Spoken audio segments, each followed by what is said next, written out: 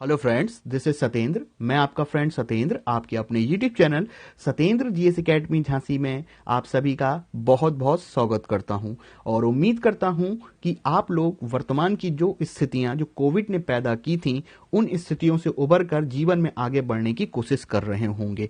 अब समय आ गया है कि आप लोग अपनी स्टडी से कॉम्प्रोमाइज ना करें, क्योंकि वो कहीं ना कहीं आपके रोजगार से, एम्प्लॉयमेंट से जुड़ी हुई है। अगर क्योंकि एम्प्लॉयमेंट, रोजगार नहीं होगा तो कहीं ना कहीं वो हमारे लिए समस्या क्रिएट करेगा।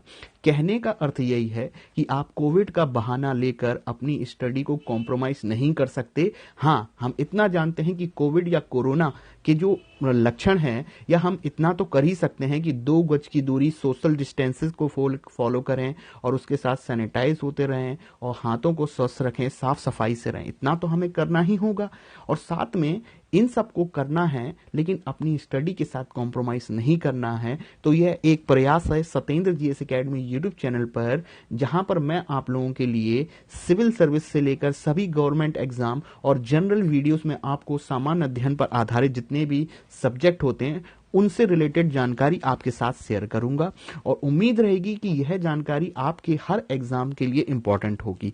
अगर आप कॉम्पिटेटिव एग्जाम की तैयारी कर रहे हो तो वो तो है ही इंपॉर्टेंट, उसके साथ साथ अगर आप शिक्षक भर्ती या टीचिंग एग्जाम जो होते हैं वहां पर पर्यावरण हो गया, चाइल्ड डेवलपमेंट, पेडागोजी जो हो गई, जो महत्वपूर्ण सब्जेक्ट हैं उन सब्जेक्ट को भी मैं अपने इस चैनल पर कवर कराऊंगा। और आज का लेक्चर हमारा सामान्य अध्ययन, जनरल स्टडीज पर ही आधारित होगा, जहां पर मैं आपको पर्यावरण अध्ययन की बेसिक अवधारणा कम समय में क्लियर करने की कोशिश करूंगा और इसके जानने के बाद आपको कुछ मूलभूत अंतर जो होता है इन 3-4 शब्दों में वो आप जान सकेंगे। तो पेन और पेपर जरूर लेके बैठें ताकि जो भी इंपॉर्टेंट बात मैं बोलता हूं उसको आप नोट डाउन करते चलेंगे। तो टाइटल बना लीजिएगा, हम लोग जो पढ़ने जा रहे हैं। पहला आपका जो वर्ड बोलूंगा पर्यावरण, जिसे बोलते हैं एनवायरमेंट, कॉमा दूसरा क्या पढ़ेंगे हम लोग, पारिस्थितिकी, जिसे हम लोग बोलते हैं इकोलॉजी। तीसरा क्या पढ़ेंगे हम लोग, पारिस्थितिकी तंत्र, जिसे हम लोग पारितंत्र भी बोलते हैं, इंग्लिश में इकोसिस्टम। इन 3 मूलभूत वर्ड्स को हम समझेंगे, फिर आगे हम लोग नेक्स्ट लेक्चर में इनकी विस्तृत व्याख्या करने की कोशिश करेंगे क्योंकि चैप्टर बड़ा है आपका। तो सबसे पहले आइए हम लोग एनवायरमेंट को समझते हैं। एनवायरमेंट का अर्थ होता है पर्यावरण, और पर्यावरण शब्द 2 चीजों से मिलकर बना है, परि प्लस आवरण। आवरण यानी कि घेरा, किसी परिधि में, परि यानी कि परिधि, यानी कि इतनी परिधि में एक घेरा बना हुआ है, उसको हम लोग पर्यावरण कहते हैं। या मैं सिंपल सा ये बोलूं कि हमारे आसपास जो कुछ भी दिखाई देता है, जो घिरा हुआ है, जिससे हम घिरे हुए हैं, जिसका एक आवरण बना हुआ है हमारे आसपास, वो पर्यावरण है, सिंपल सी। अब हमारे आसपास है क्या ऐसा?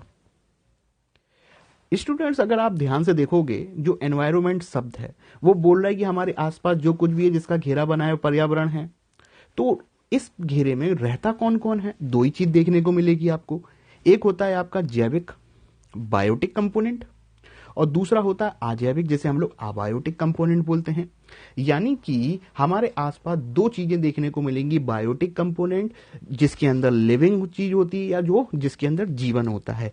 अजैविक का अर्थ क्या होता है? जिसके अंदर जीवन नहीं है, जैसे मिट्टी, पहाड़, एक तापमान, नदियां, तापमान, जो मैंने एग्जाम्पल दिए। जबकि जैविक वो हो गए पेड़ पौधे, जीव जंतु, वनस्पति। यानी कि एनवायरमेंट हमें सिर्फ ये बता रहा है कि हमारे आसपास क्या है। 2 चीजें देखने को मिलती हैं, जैविक और अजैविक। इनका अध्ययन जो कहलाता है आपका पर्यावरण कहलाता है। इतनी सी बात हो गई।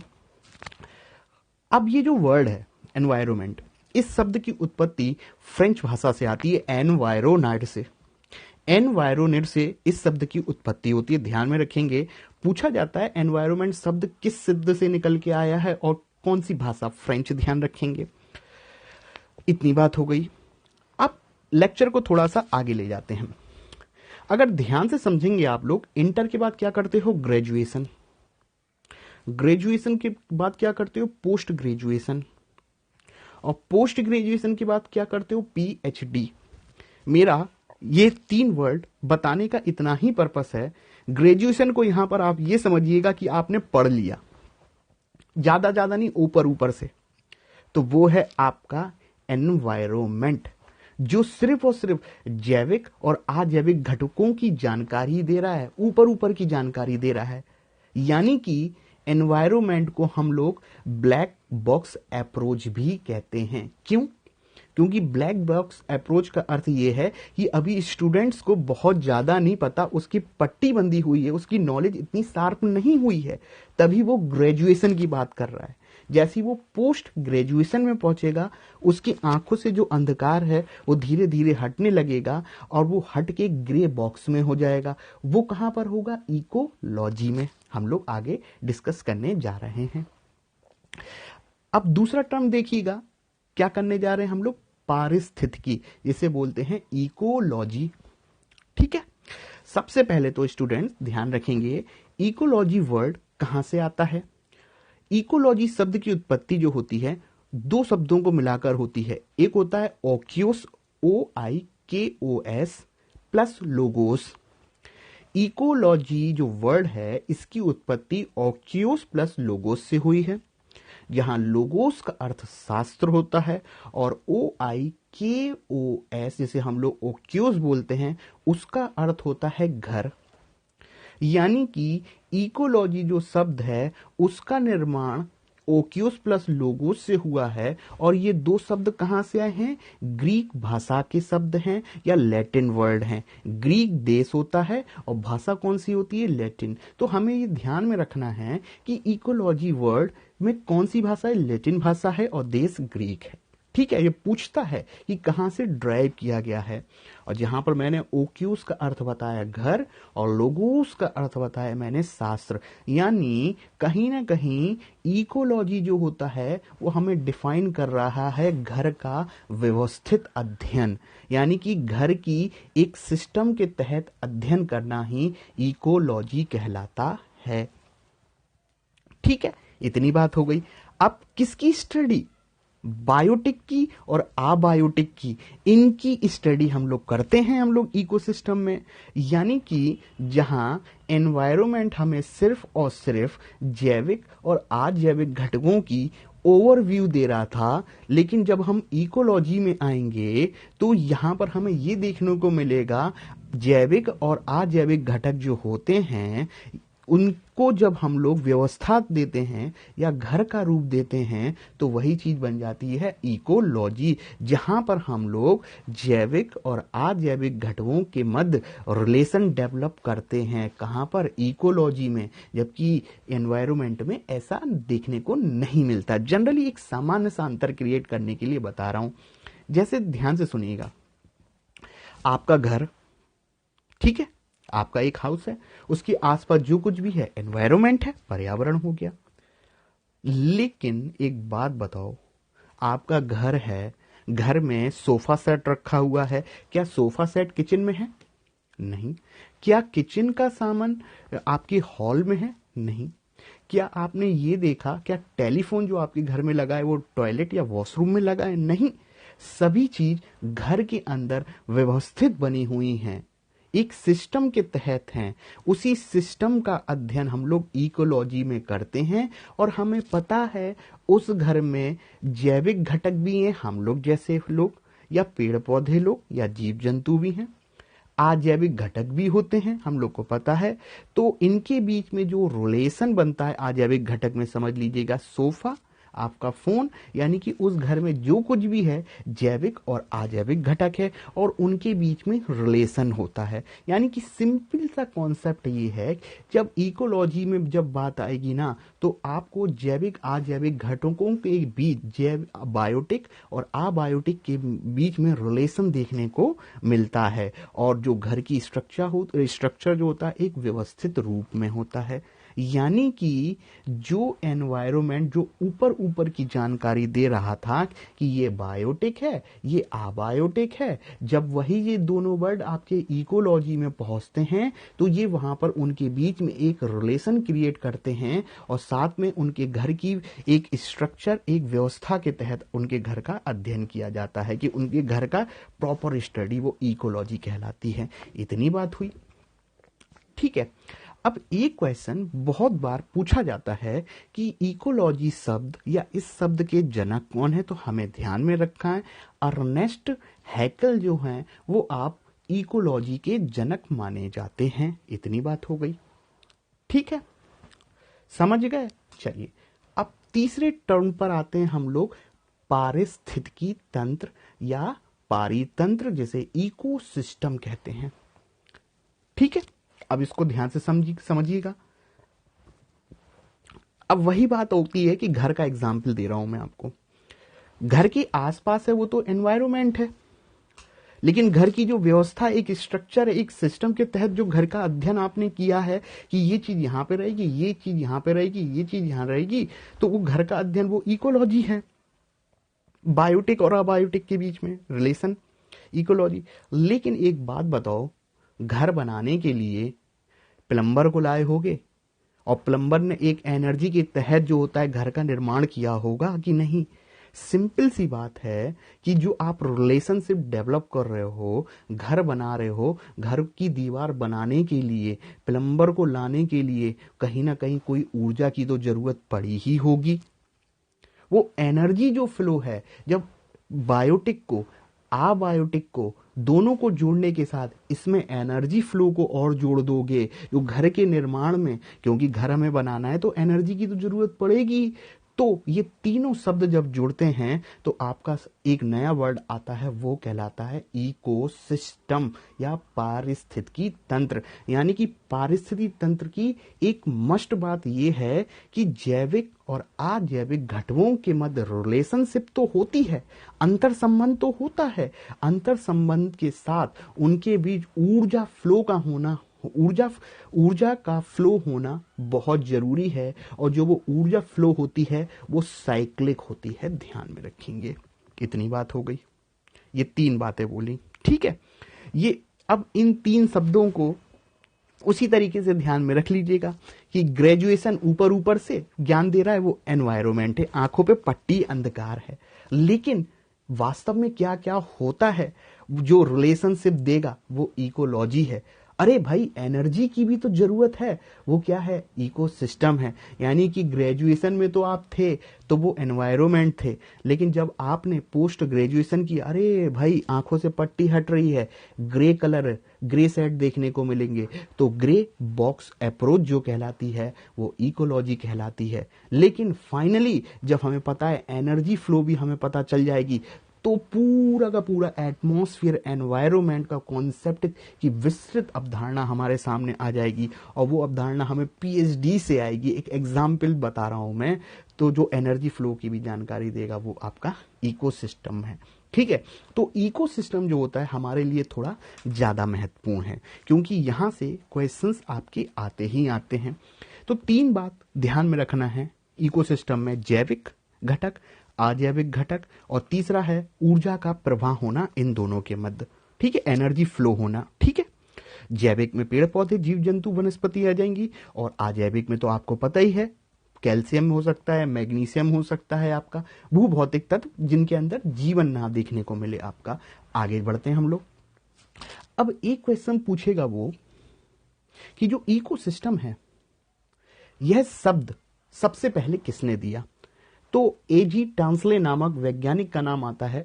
टांसले साहब थे, इन्होंने सबसे पहले यह शब्द दिया। लेकिन कौन है जो इकोसिस्टम का फाउंडर या जनक माना जाता है? तो ध्यान में रखिएगा, ईपी ओडम साहब को इकोसिस्टम का जनक माना गया। मोस्ट इंपॉर्टेंट पॉइंट, ठीक है। अपन ने दो बातें बोली हैं कि जो इकोसिस्टम है, शब्द कौन दे रहा है? आपका टांसले। बट इकोसिस्टम का फाउंडर जनक कौन है? ईपी ओडम, जिन्होंने अपनी पुस्तक फंडामेंटल ऑफ इकोलॉजी में विस्तृत व्याख्या पारिस्थितिकी तंत्र की थी। इतनी बात हो गई, समझ गए आप लोग? चलिए अब थोड़ा सा और आगे बढ़ते हैं। अब ध्यान से समझिएगा मैं जो बोलने जा रहा हूं। अभी थोड़ी देर पहले हमने बोला था कि एनर्जी फ्लो, ठीक है। एनर्जी फ्लो जो होता है, हम जानते हैं कि सूर्य के प्रकाश में भोजन बनाया जाता है। जब सूर्य की लाइट हमारे धरातल पे, अर्थ सरफेस पे पड़ती है, या मैं बोलूं सूर्य से जो रेडिएशन धरती पर आता है वो लघु तरंग के रूप में आता है, ठीक है। लेकिन जैसी धरातल पर ये लघु तरंग पड़ता है उसके बाद रिफ्लेक्ट होके जाता है, वो तरंगे कहलाती हैं दीर्घ तरंगे। और यही दीर्घ तरंगे जो होती है जब हमारे वातावरण में एब्जॉर्ब हो जाती हैं, जिससे ग्रीन हाउस गैसें या ग्लोबल वार्मिंग जैसी चीजें घटनाएं देखने को मिलती हैं। ये एक जनरल बात रही, हम लोग को आगे जरूर एक्सप्लेन करेंगे। यहां पर इतना सा है कि सूर्य से जो रेडिएशन धरती पर आता है वो लघु तरंग के रूप में रहता है, और धरती से पड़ने के बाद जब रिफ्लेक्ट होता है तो वो जो रिफ्लेक्ट होकर लाइट जाएगी वो दीर्घ तरंगे होंगी, ठीक है। अब हमें पता है कि सूर्य से जो रेडिएशन आया वायुमंडल में CO2, और हम जानते हैं कि यहां पर सबसे पहले हम किसकी बात करेंगे, उत्पादक, प्रोड्यूसर। और प्रोड्यूसर कौन होते हैं, पेड़ पौधे। और जो पेड़ पौधे होते हैं वो किसकी उपस्थिति में भोजन बनाते हैं, CO2, जल यानी कि वाटर, और जड़ों में उपस्थित मिनरल्स, ठीक है। CO2 plus water plus minerals जब मिलते हैं तो प्रकाश संश्लेषण की क्रिया होती है, और तब जाके पौधे अपना खाना बनाते हैं, ग्लूकोज का निर्माण करते हैं। ध्यान में रखिएगा, अब यही जो खाना पौधे लेंगे वो धीरे धीरे करके हमें पता है पहले शाकाहारी आएंगे, फिर मांसाहारी आएंगे, फिर आपको पता होगा अपमार्जक आएंगे जिन्हें हम लोग डेट्रीवोर्स भी बोलते हैं, फिर आपको पता होगा इसके वेंजर्स भी आएंगे जिसे हम लोग मृतोपजीवी भी बोलते हैं, और एंड में आपके डीकंपोजर आते हैं जिन्हें हम लोग माइक्रो कंज्यूमर बोलते हैं। ये क्या करते हैं डीकंपोजर, ये क्या करते हैं, सड़ी हुई चीजों को विघटित करके मूलतः उसी में प्रकृति में वापस लौटा देते हैं। कहने का अर्थ ये है, आपने सुना होगा क्या लेकर आए थे क्या लेकर जाएंगे, या आप बोलते हो ना आए हैं और चले जाएंगे, आपने जो कुछ लिया है वो दे देंगे। यानी कि पर्यावरण की जो साइकिल होती है एनर्जी फ्लो, वो साइक्लिक यही है कि जब हमने जन्म लिया या बायोलॉजिकल जो भी मम्मी पापा से कैल्शियम लिया, मिनरल्स लिए, जो कुछ भी लिया है, जब वो शाकाहारी से मांसाहारी, मांसाहारी से स्कैवेंजर, फिर मृतोपजीवी, फिर डीकंपोजर, और डीकंपोजर क्या करते हैं, चीजों को, मरी हुई चीजों को वो अब डीकंपोज करके उसके जो भी तत्व हैं उसको वातावरण में पुनः रिलीज करते हैं। यानी कि जो लिया था वो दे देंगे, और एक साइकिल जो होती है पूरी कंप्लीट बन जाएगी आपको। यानी कि प्रकृति को नुकसान नहीं होना चाहिए, ऐसी साइकिल चलेगी। हम आगे एक्सप्लेन करेंगे, इधर तो अभी हम नहीं कर पा रहे हैं, शॉर्ट में मैंने बताया है। लेक्चर में को हम जब कंटिन्यू विस्तृत में जाएंगे तो जरूर एक्सप्लेन करेंगे। इतनी बात तो यहां पर ये मैंने आपको पर्यावरण से संबंधित कुछ महत्वपूर्ण कुछ बातें शेयर करी आपको, ठीक है। यहां पर एक बात और ध्यान रखिएगा, एक ये भी ध्यान रखिएगा कि इकोसिस्टम जो होते हैं वो कितने बड़े छोटे हो सकते हैं। तो मुख्यतः 3 प्रकार के इकोसिस्टम का विस्तार देखा जाता है। पहला होता है आपके माइक्रो, यानी कि सबसे छोटा इकोसिस्टम। और इकोसिस्टम होने के लिए 3 ही शर्त है, जैविक घटक, अजैविक घटक और उनके बीच में एनर्जी रिलेशन। और अभी हमने आपसे बोला कि जो आपके इकोसिस्टम का विस्तार 3 प्रकार से देखने को मिलता है। सबसे छोटा इकोसिस्टम यानी कि माइक्रो। अब सबसे छोटा माइक्रो इकोसिस्टम है तो इसका एग्जाम्पल मैं आपको देता हूं। जल की एक बूंद, पेड़ पर बैठा एक कौवा। माइक्रो बोला ना तो सबसे छोटी चीज की बात होगी। जल की एक बूंद क्यों, जब हमें पता है वर्षा बूंद संघनन के बाद जमीन पर गिरती है, या जल की बूंद का आकार 600 माइक्रोन से अधिक हो जाता है हाइग्रोस्कोपिक सेंटर में। जब बूंद 600 माइक्रोन से अधिक हो जाती है तो बरसात के रूप में गिरती है। और हमने बोला कि जल की एक बूंद माइक्रो इकोसिस्टम है। और कैसे बोल दिया, क्योंकि हम जानते हैं कि हमारे वायुमंडल में छोटे छोटे कण हैं जो कि अजैविक हैं। यहाँ पर वाटर भी है, लेकिन हम ये भी जानते हैं कि वायुमंडल में बहुत सारे फंगी बैक्टीरिया उपस्थित होते हैं, और जब ये पानी की बूंद गिरती है तो उस बूंद में हमें ठोस कण भी पता है, जल की बूंद भी पता है, जो कि अजैविक हैं दोनों, लेकिन साथ साथ जल की बूंद जो है, फंजी बैक्टीरिया जो हैं, वो जल से ही पोषण प्राप्त करते हैं, यानी कि एनर्जी एक रिलेशन है। इसलिए जल की एक बूंद भी आपकी सबसे छोटा इकोसिस्टम है। दूसरा एग्जाम्पल, पेड़ पर बैठा एक पक्षी, कौवा। दूसरा प्रकार हो सकता है विस्तार का मेसो इकोसिस्टम। मेसो का आप सिंपल सा एग्जाम्पल दे सकते हो, आपके घर के बाहर है एक तालाब, एक पोखरा, एक बांध। बांध तो दूर होते हैं, लेकिन पोखरा तो हो सकता है आपके गांव में तालाब, ठीक है। अब हम जानते हैं तालाब में बहुत सारी चीजें होती हैं, शैवाल होते हैं, एल्गी होते हैं, और भी जीव जंतु होते हैं, छोटे छोटे जीव होंगे, कमल होगा, और दूसरे पेड़ पौधे होंगे, झाड़ियां होंगी, और बत्तख होगी, मुर्गी होगी, ये इतने सारे जीव, यानी कि एक से ज्यादा मीसो इकोसिस्टम, ठीक है। लेकिन जब आप किसी एक स्टेट या बहुत बड़े क्षेत्र की बात करते हैं तो वो आपका कहलाता है मैक्रो इकोसिस्टम। एक स्टेट तक, यानी कि एक फॉरेस्ट स्टेट की बात हो रही है, बहुत बड़े क्षेत्र की बात हो रही है। तो ये कुछ बेसिक चीजें मैंने आप सभी के साथ शेयर की Satendra GS academy YouTube channel के माध्यम से। आई होप मैंने कोशिश की है कि आपको पर्यावरण से संबंधित कुछ बेसिक जानकारी दे सकूं। टॉपिक बहुत बड़ा है, इसको हम लोग धीरे धीरे कवर करते चलेंगे, और जितने भी इंपॉर्टेंट चीजें हैं मैं इस चैप्टर में आपको कंप्लीट कराकर ही रहूंगा। आशा करता हूं अगर आप लेक्चर देख रहे हो तो लाइक, शेयर और सब्सक्राइब जरूर करेंगे, ताकि मुझे भी मोटिवेशन मिलता रहे। ये तो एक शुरुआत है, इससे पहले मैंने इकोलॉजिकल सक्सेशन पे भी एक लेक्चर अपलोड किया है, ठीक है। Satendra GS academy YouTube channel का प्रयास है कि सामान्य अध्ययन, जनरल स्टडी से रिलेटेड जितने महत्वपूर्ण सब्जेक्ट हैं जो मैं पढ़ाता हूं वो आपके साथ शेयर करूं। उसके साथ साथ टीचिंग एग्जाम के लिए चाइल्ड डेवलपमेंट पेडागोजी और ईवीएस सेक्शन आपको पढ़ाऊंगा मैं आपको, ठीक है। इसके साथ निबंध की कोशिश है, निबंध भी आपको पढ़ाऊंगा मैं, ठीक है। तो ये था आज का हमारा लेक्चर। लाइक कर दीजिएगा, हिट बटन दबा दीजिएगा, शेयर कर दीजिएगा और सब्सक्राइब कर दीजिएगा। भैया कोई पैसा टका नहीं लगता है, ठीक है। अगर आप करेंगे तो हम भी मोटिवेट होंगे और बेहतर बनाएंगे। जल्दी मिलते हैं, आपका गाइड, होस्ट और दोस्त सतेंद्र। ओके।